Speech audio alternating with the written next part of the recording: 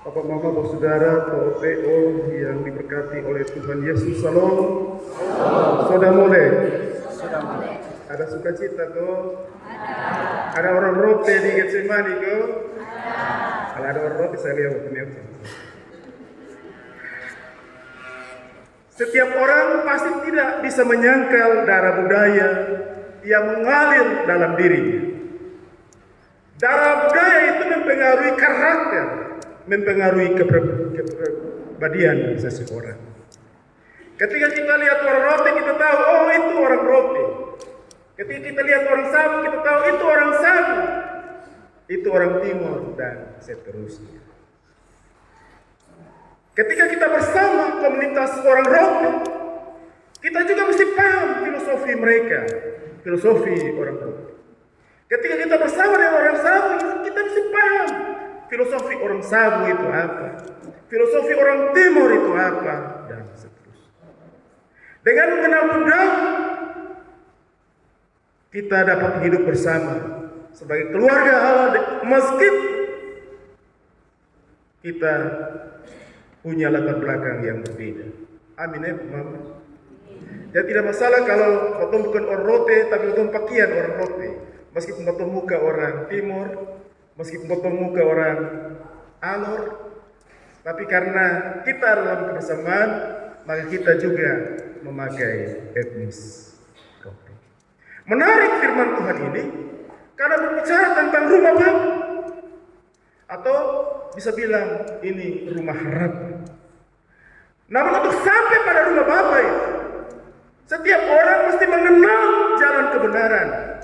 Jalan kebenaran itulah yang membawa hidup.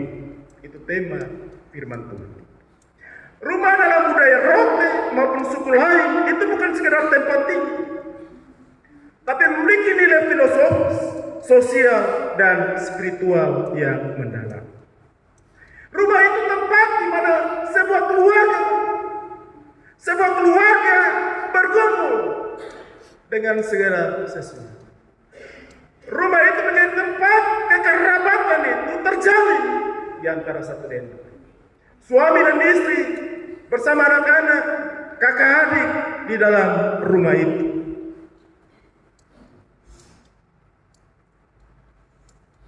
Ada ikatan kekerabatan yang kuat dan tak terpisahkan. Itu juga yang sebentar dirasakan oleh para murid Yesus. Mereka merasa bahwa Yesus itu adalah bagian dari hidup mereka. Yesus itu Tuhan, Yesus itu Rabi, Yesus itu Bapa bagi mereka.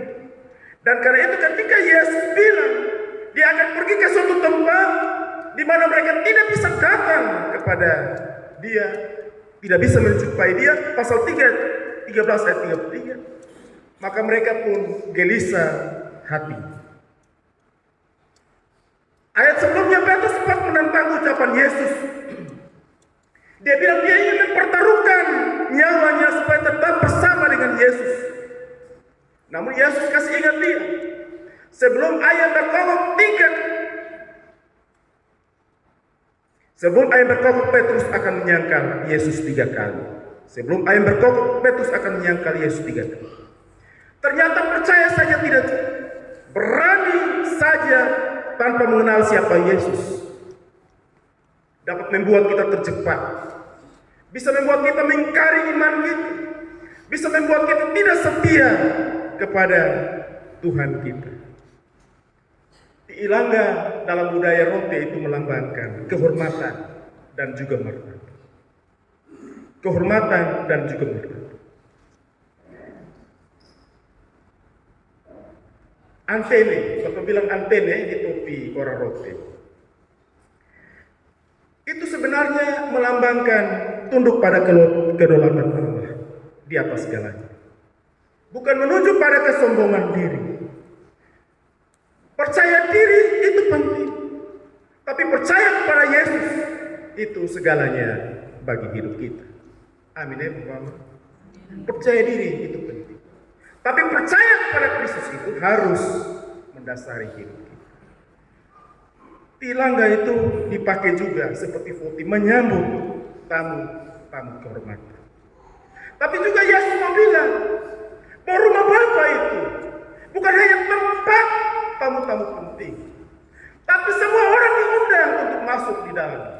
Bukan hanya orang-orang besar, bukan hanya pejabat-pejabat, tetapi orang-orang yang sementara terbuang, orang-orang yang terhina, itu juga diundang masuk dalam rumah Bapa.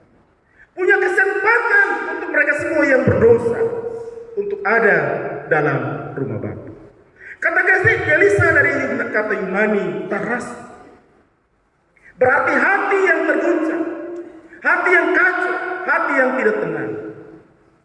Mau saudara, tidak seorang pun yang ingin adanya perpisahan. Namun hidup punya batasan waktu. Kebersamaan dalam dunia itu tidak kekal. Meski para murid telah merasa dekat dengan Yesus, namun ada waktu di mana dia akan pergi, meninggalkan mereka. Namun Yesus meyakinkan para murid dengan menyampaikan tujuan kepergiannya, yaitu ke rumah Bapa. Dan di sana Yesus menyiapkan tempat agar ketika dia kembali, dia membawa para murid dan kita semua untuk tinggal bersama dengan dia dalam rumah Bapa. Rumah bukan sekedar kita bersama dengan orang-orang seisi rumah. Bukan sekedar kita membangun kekeluargaan di dalam. Namun rumah itu mesti membuat kita sadar bahwa kita mesti berlindung pada tiang induk atau kepala rumah tangga, yaitu Kristus. Orang-orang seisi rumah bisa saja mengalami kegelisahan hati. Oleh karena ada begitu banyak persoalan hidup, bahkan kekerabatan dalam rumah itu bisa memudar, bahkan terputus. Suami istri bisa bercerai, kakak adik bisa berkemaran, orang-orang bisa meninggalkan rumah karena masalah-masalah dalam rumah yang tidak bisa diselesaikan. Apalagi dalam dunia sekarang ini, siapa peduli siapa, atau ada prinsip siapa makan siapa. Masih ada kasus gantung diri yang lalu viral di Indonesia. Itu menunjukkan bahwa meskipun kita dalam komunitas bersama, namun terkadang kita merasa seolah sendirian, ditinggalkan oleh semua orang, termasuk ditinggalkan oleh Tuhan. Kegelisahan bisa berdampak buruk jika tidak segera ditangani secara baik. Bukan hanya secara fisik, mental, juga jiwa kita terganggu. Kita bisa kehilangan harapan. Mama, kalau kita mainkan musik, menyanyi lagu Ovalanga itu melambangkan perjalanan hidup orang rohani. Mereka meninggalkan kampung, mereka meninggalkan keluarga, bersiap menghadapi penderitaan. Perjalanan itu perjalanan yang penuh air mata dan kerinduan kepada keluarga. Karena apa? Mereka dipanggil untuk menghadapi kerja dalam zaman Jepang, kerja paksa. Dan itu menggelisahkan. Bukan sekadar menggelisahkan, tapi juga mereka siap menghadapi. Tapi itulah yang membuat orang rote itu kuat. Begitu Bapak Ibu. Itu yang membuat orang rote itu kuat. Menghadapi setiap kesulitan. Menghadapi setiap pergumulan. Yesus menegaskan bahwa ia akan pergi. Namun dia tetap memperhatikan mereka. Karena ia menyediakan rumah yang membuat mereka tidak lagi gelisah. Ia mengarahkan mereka pada jalan yang benar, jalan yang membawa hidup. Thomas berkata dengan jujur bahwa mereka tidak tahu dengan jalan. Yesus menjawab dia, "Akulah jalan, dan kebenaran dan hukum. Jalan itu diterjemahkan dari kata Yunani hodos yang berarti Yesus. Bukan sekedar menunjuk jalan, namun Yesus adalah jalan itu sendiri. Tanpa jalan, tanpa hodos, maka manusia mudah disesatkan oleh banyaknya jalan dalam hidup ini. Hidup di dalam hodos, hidup di dalam jalan berarti hidup yang terarah pada tujuan yang benar. Jika kita telah memiliki jalan, jika kita telah memiliki Kristus, pertanyaannya, mengapa masih banyak orang yang menempuh jalan yang lain? Terkadang orang merasa karena kekuatannya tidak cukup, maka dia perlu kekuatan yang lain untuk mencapai tujuannya. Entahkah orang bilang itu obat kuat, obat kebal, obat pelaris, sesajian, obat pintar, hipnotis, obat yang lain, ataupun percaya kepada arwah, percaya kepada hal-hal yang mistis, percaya kepada dukun, peramal dan seterusnya. Mengapa? Karena semuanya itu terbatas dan menyesatkan. Tujuan hidup kita bukan itu semua. Hanya Yesus, jalan yang membawa hidup. Jika kita ada dalam jalannya, maka setiap jalan yang kita lalui pasti akan diberkati. Amin ya Bapak. Apalagi kita memilih jalan panggilan pelayanan untuk hormat dan kemuliaan nama Tuhan. Kebenaran itu diterjemahkan dari kata aletheia yang menunjuk pada pribadi Yesus. Bukan sekedar teori, bukan sekedar pengetahuan. Namun Kristus itu menjadi standar kebenaran. Karena itu jika ada orang bilang atau orang percaya bahwa gereja atau ajaran-ajaran ini yang paling benar, pertanyaannya standarnya. Siapapun bisa mengklaim kebenaran, apapun bisa dianggap benar. Namun kita percaya oleh teks firman Tuhan ini, Yesus adalah kebenaran yang sejati. Tanpa Yesus, semua kebenaran itu hanyalah sia-sia. Karena itu jika kita sudah hidup dalam kebenaran, jangan pernah berpaling hati pada kebenaran apapun yang penuh dengan kepalsuan dan tipu musik. Kata hidup diterjemahkan dari kata sore. Tidak sekadar hidup secara fisik, namun menunjuk pada hidup yang dipulihkan oleh Allah. Terkadang manusia cenderung memikirkan kehidupan secara fisik, mengejar uang, jabatan, kuasa, bahkan sampai pada cara berpakaian, berdandan, berpenampilan dan seterusnya. Lupa mendandani hatinya supaya terisi oleh Kristus. Saya pernah melayani di satu tempat. Ada seorang ibu, itu kalau dia datang, pokoknya dari pakaian, sepatu, gelang, anting, bendol, jam tangan itu, kalau merah, nggak merah. Dalam penampilan fisik, kita bisa memberikan yang terbaik. Namun pertanyaannya, apakah kita juga berlomba-lomba untuk melayani Tuhan? Melayani Tuhan bukan sekedar pujian diri, berjanji kemudian lupa pada panggilan pelayanan. Namun dari hati yang siap memberi diri kita karena Tuhan telah melayani kita. Amin ya Bapak. Kita melayani karena kita merasa bahwa Tuhan telah melayani kita. Filipus bertanya kepada Yesus untuk menunjukkan sang Bapa itu kepada mereka. Yesus menyampaikan bahwa jika para murid mengenal Yesus, pasti mereka mengenal sang Bapa. Jika mereka melihat Yesus, pasti mereka melihat Yesus.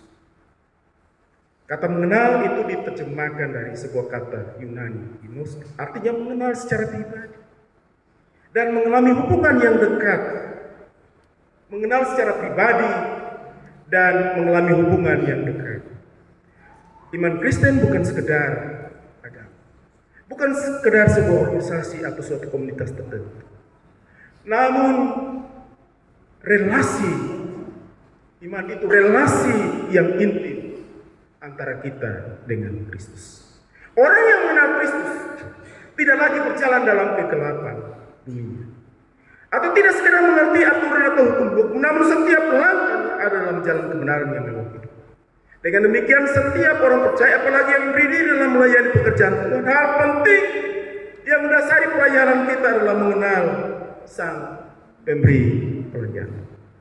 Pengenalan ini membuat kita mengenal diri, mengenal rekan-rekan sepelayanan, mengenal situasi, mengenal tujuan yang mau dicapai, sehingga kita bekerja tanpa sungguh, tanpa paksaan, intimidasi, atau atas dasar kepentingan, keuntungan dan tujuan-tujuan tertentu.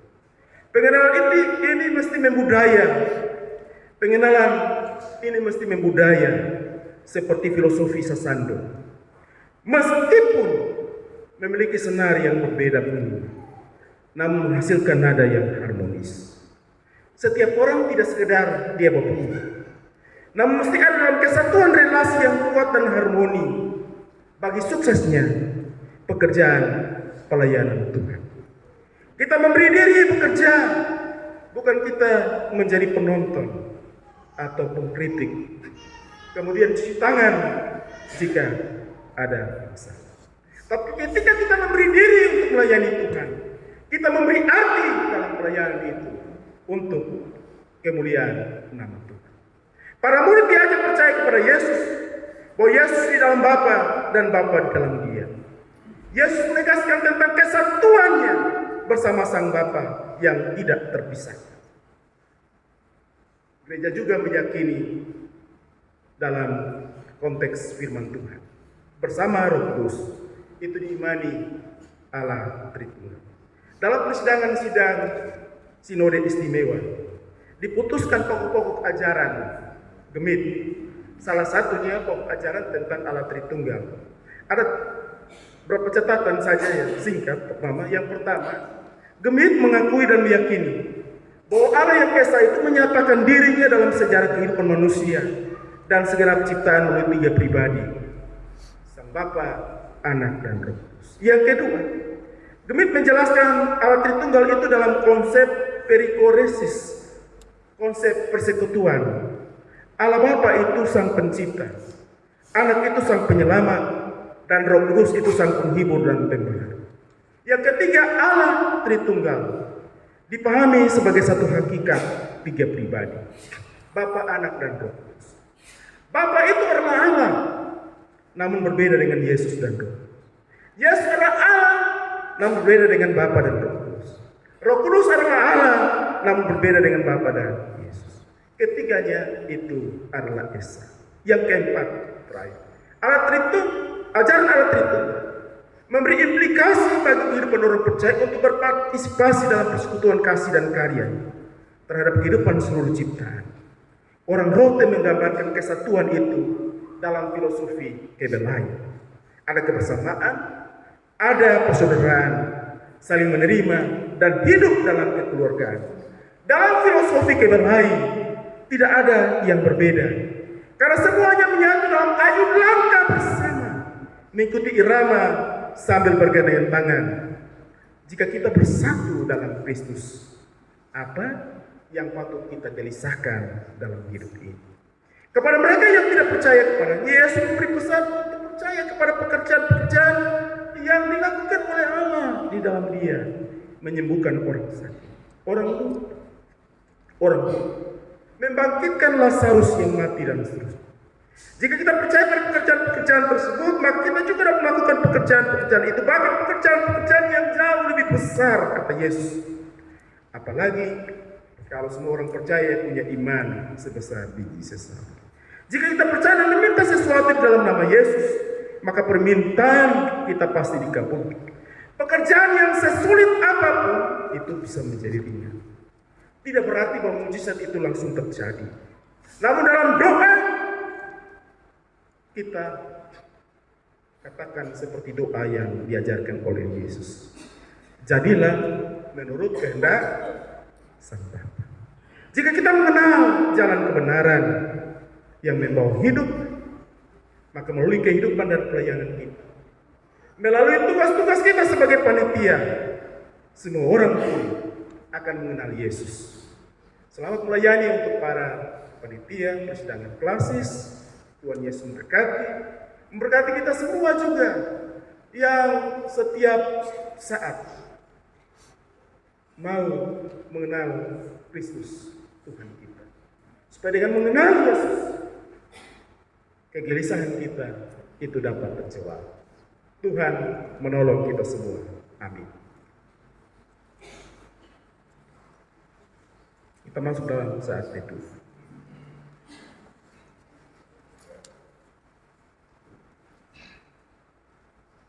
Dalam komitmen untuk melaksanakan firman Tuhan, mari kita bersatu teduh. Kemudian kita akan menyanyi Kidung Jemaat 375 dalam bahasa roh.